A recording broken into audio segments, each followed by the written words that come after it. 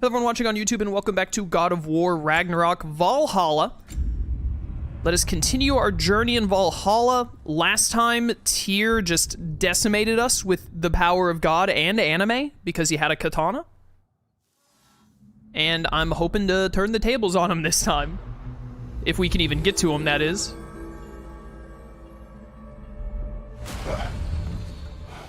I think you're just intimidated by his height.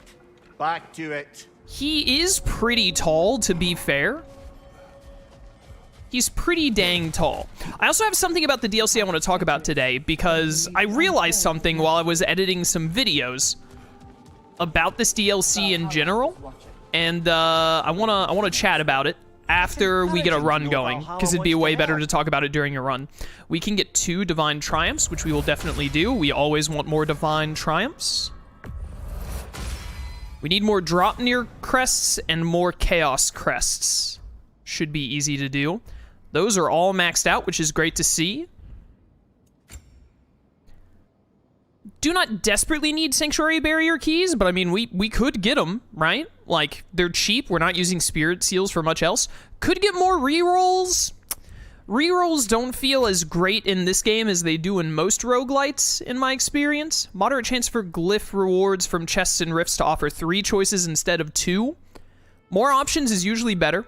We maxed out the light and heavy runic thing, which is great. Number of glyphs sold by the tablet. This is not a bad upgrade by any means, but I don't see it as like a great upgrade. Low chance for burdens to offer 3 instead of 2. This is not very expensive, and we have so many Spirit Seals. So I think I am at least to level 2. I'm going to get it to level 2. I'm going to hold on for a little bit before getting 3, in case I want to use Spirit Seals on something else. But I want to look over here real quick. We have enough Divine Triumphs and enough Mastery Seals to max out health. We would not be able to max out Rage, but it would be very close. We would just need the 2 extra Divine Triumphs and a little bit of Mastery Seals. I could start using Resurrection Stones. They would be a huge help. I didn't use them in the main game, which is the reason I haven't been using them in this playthrough. We could max out cooldown and luck for a Divine Triumph each. We're getting pretty close to maxing out all the stats, which worries me because it means we're going to start running out of, like, palpable upgrades to help with Tyr, and Tyr is going to be rough. Get more glyph tablets, which I understand what that means now. Big thanks to chat for walking me through that last time. Let's max out the max out word. Let's max out health here. Let's just get it done. I think getting that maxed is very important. So that's maxed out. And then we're a little low on Mastery Seals, but not by much. I mean, by about 180, 83 to be exact. But that won't take too long to get. The main thing is getting those 2 Divine Triumphs. And then we can max out Rage, and that'll give us a refund on Spirit Seals and Mastery Seals. Again, like, it's not that we don't need Mastery Seals, because as you can see, we do need more Mastery Seals, but what we really need is Divine Triumphs. Divine Triumphs is the main thing keeping us from maxing stuff out. Health is maxed out now, though, which is really nice. And then let's go ahead and max that out, because we're not using Spirit Seals for a whole lot at this point. We've almost maxed out all the Spirit Seal options, even. Go ahead and level this up. We just really need those Divine Triumphs, is the main thing. It's pretty much all we're looking for at this point, which is why I'm going to put a couple of Spirit Seals into these barrier keys, because we're going to get plenty more Spirit Seals on the way to getting the Divine Triumphs we need, so I'm not really worried about running low on Spirit Seals at the moment. We'll stop there. I don't want to go under 1,000 Spirit Seals in case we do luck into a bunch of Divine Triumphs all of a sudden. I was hoping we'd talk further. I wonder where she is indeed. Definitely give me Fury. It's my favorite. Sure, Dauntless Shield. And then push enemies back and grant an aura of protection. We don't really need an increase of Spirit Seals, like I just said. We don't super need them. We have the realm shift thing now. It only has 2 charges, is the problem. But also, realm shifts are good. Oh, this was the sword once wielded by Heimdall, huh? It would be good, though, and there are a lot of things that are like, oh, do more damage in realm shift, etc.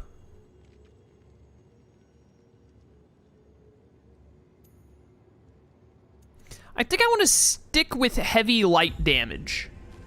For now, maybe switching to realm shift later could be a play, but let's do this for now. See how it goes. And we're back to the grind, chat.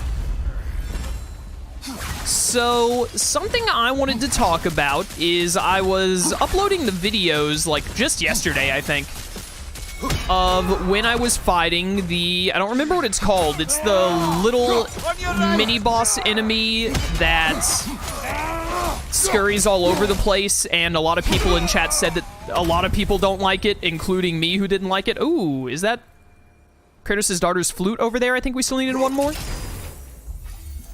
Let's get that really quickly before I keep talking. Realm shift on Furious Immolation. Realm shift on Glacial Permafrost. We never get Glacial Permafrost built up. Furious Immolation is doable. Moderate luck chance to grant health on spear kills? Yes. I wanted to use Gungnir in this run anyway. It's the first run of the day. I'm most comfortable with focusing on Gungnir gameplay. Or not, this is not Gungnir. This is Draupnir, sorry. I'm so used to saying Gungnir because that's like the spear. It's Odin's spear, but our spear is Draupnir. Open up. Calliope's flute. Whenever you're ready, brother. Take your time. Okay, they'll talk about that soon. Hey, a Draupnir crest and a Divine Triumph. Divine Triumph is great to see at this point. No, not the Dreki. That's the little lizard dude. I mean the little, like, scampers around thing that shoots its tongue out and etc. It's like Voltskander or something? I cannot remember its name for the life of me. But I got really annoyed by that enemy. And I also got really annoyed by the mini-boss. Which one was it? The armored mini-boss that you have to attack from behind to be able to damage him. Let me see what perk glyph we get here. Increases rate that we get rage by 20%. Increases duration of all status by 50. Let's go with rage up here. And then what runic attack are we going to get? Thrust of 1,000 soldiers is pretty good, and it's level 2, so we'll take it. Slow King, thank you for summoning tier 1 for 24 months, 2 whole years. Thank you so much, brother. Thank you for the support.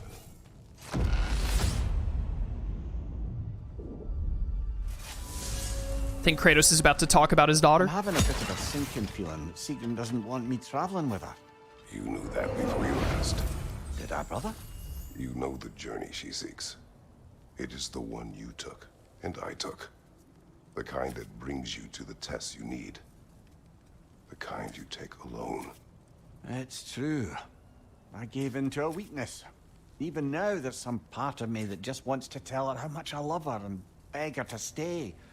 But that's bloody selfish. I need to do better than that.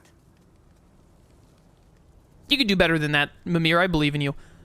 Powers Kratos' next attack to inflict additional damage. I don't like the burden here, and I don't like the reward all that much because I don't like upping my damage received. I don't know what's better between these two. I'm not sure how often we'll get Violent Maelstrom for the realm shift. I also don't know what the game considers a last-second dodge. I'm going to take this. But yes, thank you for the 2 years, Slow King. Greatly appreciated, brother. Thank you for the support. Anyways, back to that mini-boss I was talking about. In the last, like, 2 streams, I was having a fair amount of difficulty. I love doing that to pots. We're probably going to go Runic Attack Door here. I was having a good bit of difficulty with that big armored enemy and the tiny little scurry-around enemy. Did not like them very much.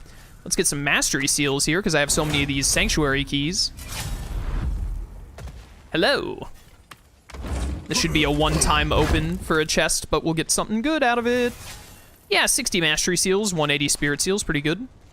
And as I was going back on those videos and uploading them and giving them titles and stuff, I was thinking to myself, like, man, I don't do them on the channel often, but I play a lot of roguelikes. Enter the Gungeon, Dicey Dungeons, Slay the Spire. I played a little bit of Dead Cells, not a lot of Dead Cells, but I play roguelikes. I don't play Hades, before anyone asks. It's one of the roguelikes that kind of went under my radar. I never got into it. I'm just gonna, like, open every door I see at this point. I assume eventually we can have them all opened, so may as well. Oh, look, an outfit. Give. Nidavelir's finest armor. Nice. And I was thinking to myself, like, why am I getting so annoyed in this game when it comes to... Open up. This is more mastery seals. Nice. When it comes to, like, running into a boss and having difficulty with it compared to, like, Enter the Gungeon, which has definitely also happened to me when playing Enter the Gungeon. And I think I've realized that it is... There's a runic over there. Can I get to that? It's just a free runic right there, or at least a runic that costs, like, some HP and rage. So I thought to myself, like, why does that not really bother me in, like, Enter the Gungeon or Slay the Spire when it, like, got on my nerves in this game a good deal? And I think I figured out why. What am I sacrificing? Oh, I'm not sacrificing anything here. Pog. The Finger of Ruin summons a massive tornado?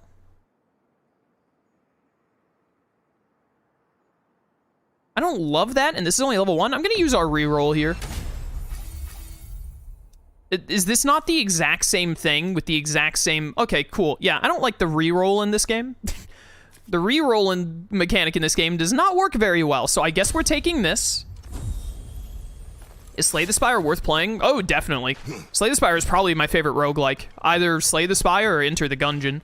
They're both fantastic. But I would highly recommend Slay the Spire. Fantastic video game. We've come this far. Anything we need this Especially moment. increases the power of advance and deception. That's the charge moves. Oh, it's not even the charge moves. It's just move forward. Just give me the blessing of defense and luck.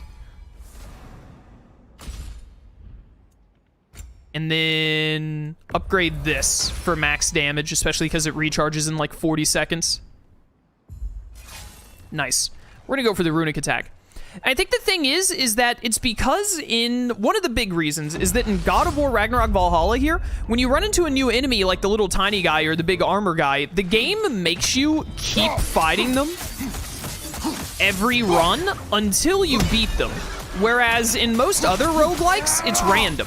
Like in Enter the Gungeon, they have a monster in Enter the Gungeon that is called... Oh, there's still a Draugr? I thought that... It said the labor redeemable thing, and I thought like, oh, cool, we're done already. That was fast. Sorry, I'll get back to my point in just a second. I have to murder some stuff first.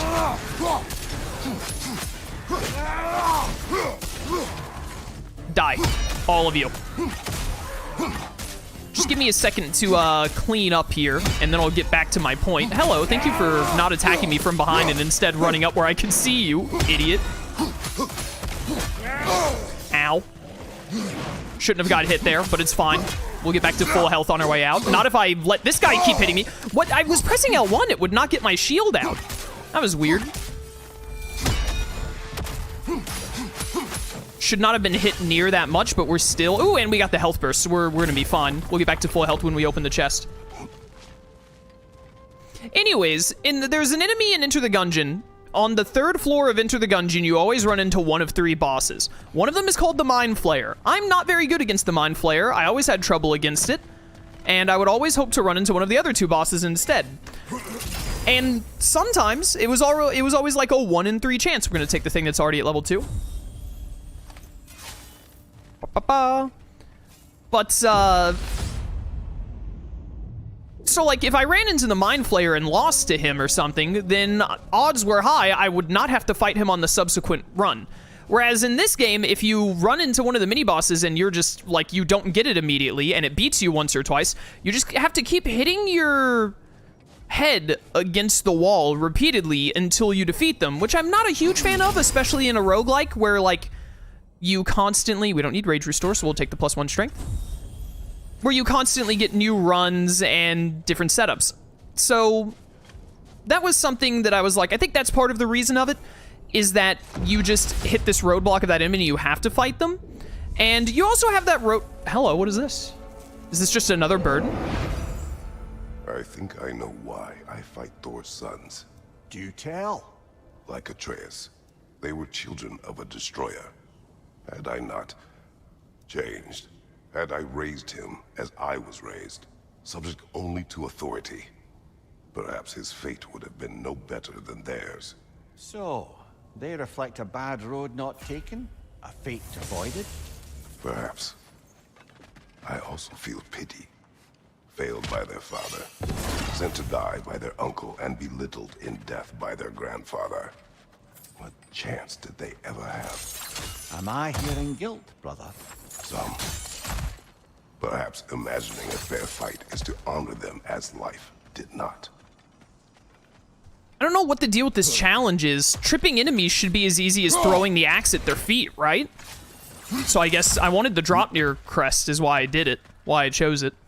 We're also definitely going to take this bonus over here. Whether it wants HP or rage from me. It wants health, that's fine. Something's lost, something's gained here. I love the gaining part. Elemental Siphon imbued spears do increase melee damage, but the siphoned element now fades after a duration. Detonating has a moderate luck chance to increase strength and stagger. Yes, I do a lot of detonating. That almost got us right back to full health. I like the setup we have right now. May as well open this. Open up. So anyways, that was one of the main reasons. I also think another reason that something that this roguelike version of God of War Ragnarok doesn't really have compared to the roguelikes that I really enjoy, like Slay the Spire and Enter the Gungeon are my two big examples, is that in those games, it is, and Binding of Isaac can also do this, that's another good example. I don't play a ton of Binding of Isaac, but I used to play a good amount of it. But in those roguelikes, you can, like, just get lucky, and as a result, get OP.